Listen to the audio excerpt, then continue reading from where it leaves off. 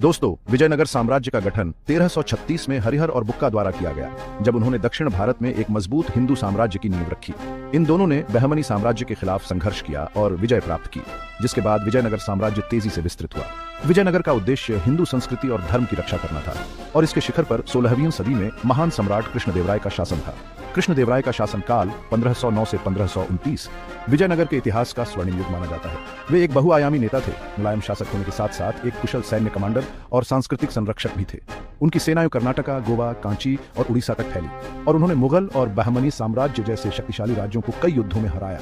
लेकिन उनका सबसे बड़ा संघर्ष 1565 में तलिकोटा की लड़ाई में हुआ। यह युद्ध विजयनगर साम्राज्य और बहमनी साम्राज्य के उत्तराधिकारियों कुतुब शाही, आदिल शाही, निजाम शाही और अहमदी शाही के बीच लड़ा गया। तलिकोटा की लड़ाई में विजयनगर की सेना हार गई, और यह साम्राज्य के लिए एक निर्णायक क्षण साबित हुआ। विजयनगर की सेना को गठबंधन सेनाओं ने हराया, और इसके बाद विजयनगर साम्राज्य की शक्ति कमजोर होने लगी।